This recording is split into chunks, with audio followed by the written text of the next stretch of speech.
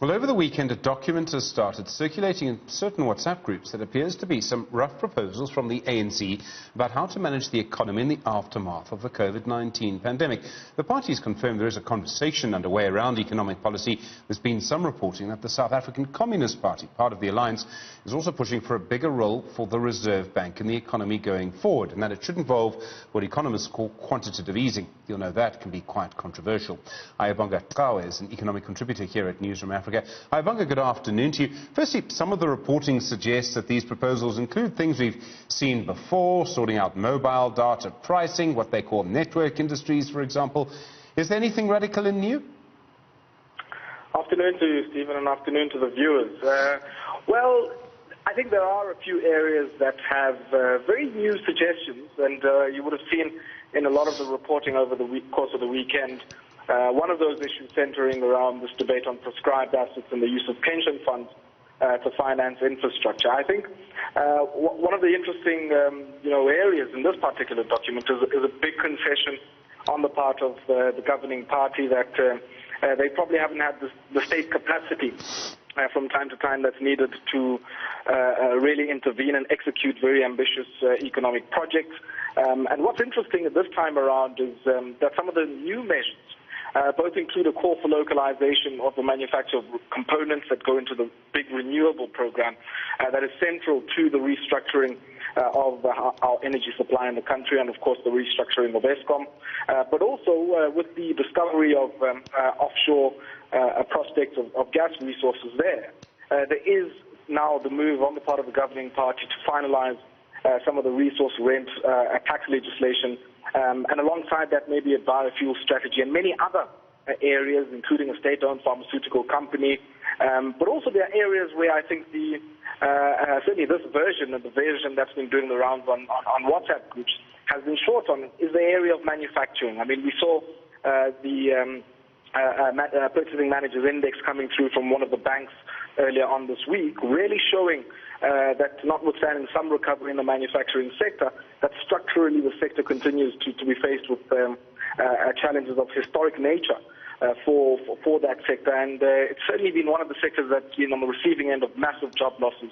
And one would have thought that there would have been at least some reflection on what's needed from a manufacturing perspective if we think about the kind of new economy that President Ramaphosa has been speaking about. And then, of course, there's also suggestions around municipal rate holidays in the interim for small and medium-sized enterprises.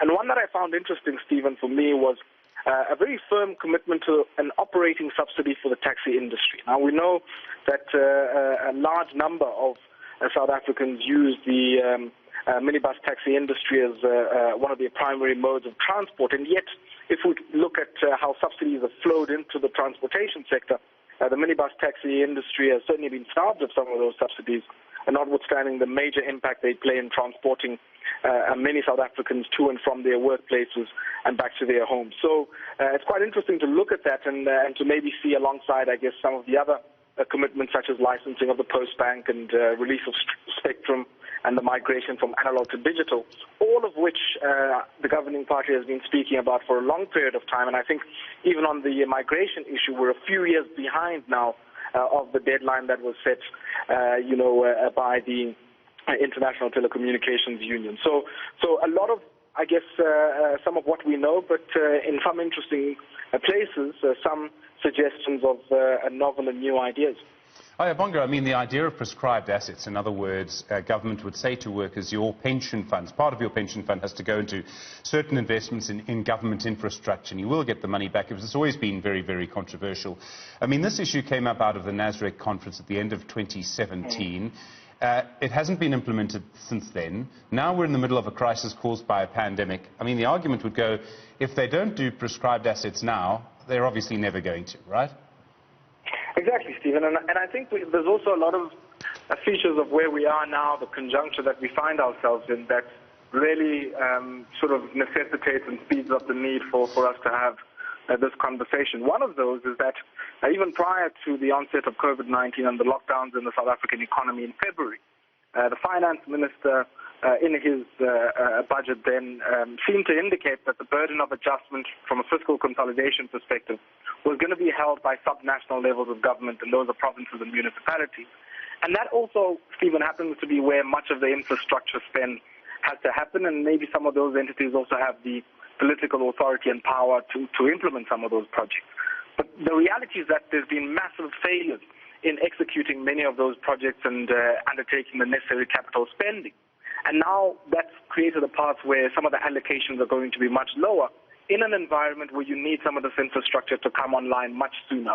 We're thinking about how important sanitation is, for instance, to the opening of schools and the upgrading of informal settlements to de-densify areas where the spread of COVID could be catastrophic. So the challenge there then makes for, I guess, a big gap that private sector funding and in particular pension funds, because of the nature of their term horizons and some of their liquidity needs, lends themselves to some of these infrastructure projects where you've got predictable cash flows and you have the ability to recoup some of that money if the infrastructure is set up in the first instance through, I guess, what municipalities can collect for water and for other services. Now, of course, the collection capacity and the capacity for people to pay is uneven.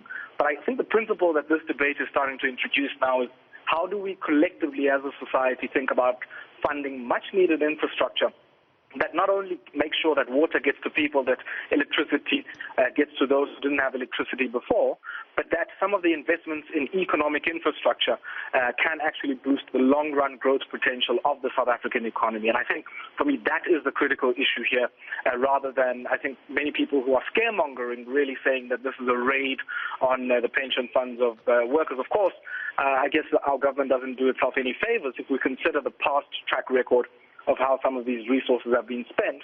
But I think all else considered, the principle still remains that much of the finance that we need to fund the infrastructure-led recovery that the government has been speaking about is not with the IMF, is not with the AFDB. Actually, a lot of that money can be found here in South Africa. Ayabonga, Cawe, do appreciate the time. Finance contributor here at Newsroom Africa.